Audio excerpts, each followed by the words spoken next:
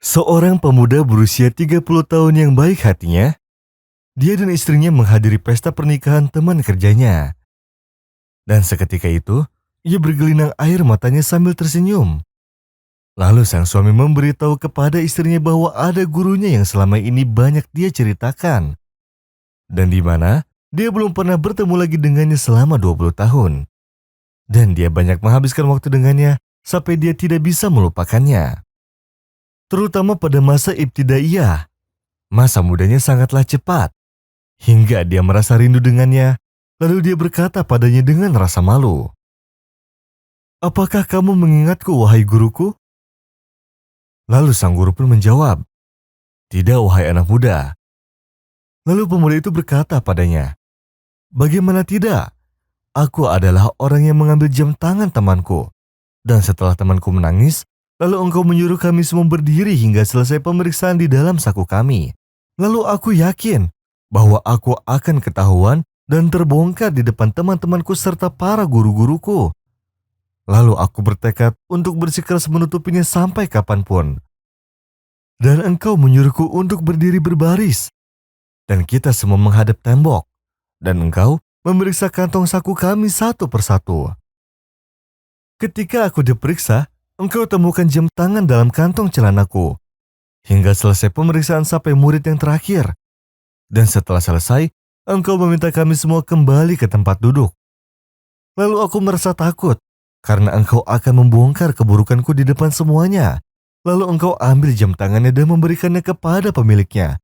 Tetapi engkau tidak membongkar siapa yang mengambilnya, karena engkau mempraktekkan hadis Rasulullah Shallallahu Alaihi Wasallam. Barang siapa yang menutupi aib seseorang di dunia, maka Allah akan menutupi aibnya di dunia dan di akhirat. Dan semasa aku di jenjang ibtidaiyah, engkau belum pernah menegurku ataupun mengejek-ngejekanku. Dan engkau sama sekali tidak menceritakan pada yang lainnya tentang jam tangan yang kuambil. Dan semenjak itu, aku bertekad untuk tidak mencuri lagi, walau sekecil apapun. Dan aku akan selalu menunaikan sholat dan taat beribadah kepada Allah dan beristighfar hingga sampai sekarang. Bagaimana engkau tidak mengenalku, wahai guruku? Aku muridmu, dan kisahku sangatlah hina, dan engkau tidak mungkin melupakannya atau melupakanku. Lalu sang guru memegang tanganku serta pundakku sembari tersenyum dan berkata, "Tentu aku sangat ingat, wahai pemuda.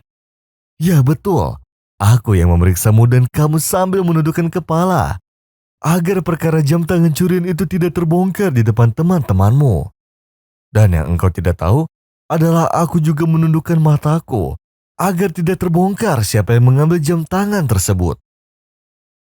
Lalu pemuda itu menangis dan memeluk gurunya serta berkata padanya, "Betapa mulia hatimu, wahai guruku, dan mulai sekarang hubungan kita tidak akan pernah terputus sampai kapanpun." Dari Abu Hurairah radhiyallahu anhu, dia berkata, Rasulullah Shallallahu Alaihi Wasallam bersabda, "Barang siapa yang menghilangkan satu kesulitan seorang mukmin yang lain dari kesulitan di dunia, niscaya Allah akan menghilangkan darinya satu kesulitan pada hari kiamat. Barang siapa yang meringankan orang yang kesusahan dalam hutangnya, niscaya Allah akan meringankan urusan baginya di dunia dan di akhirat. Barang siapa yang menutupi aib seorang muslim, niscaya Allah akan menutupi aibnya di dunia dan di akhirat. Dan Allah akan senantiasa menolong hamba-hambanya selama hamba tersebut mau menolong saudaranya. Barang siapa yang menempuh satu jalan untuk mencari ilmu, niscaya Allah akan memudahkan baginya jalan menuju surga. Tidaklah suatu kaum berkumpul di salah satu rumah dari rumah-rumah Allah, membaca kitabullah, saling mengajarkan di antara mereka, melainkan akan turun kepada ketenangan, diliputi oleh rahmat dan dinaungi oleh para malaikat. Serta Allah akan menyebut-nyebut mereka di hadapan makhluk yang berada di sisinya. Barang siapa yang lambat dalam beramal, sungguh garis nasabnya tidak akan bisa membantunya." Hadis riwayat Muslim.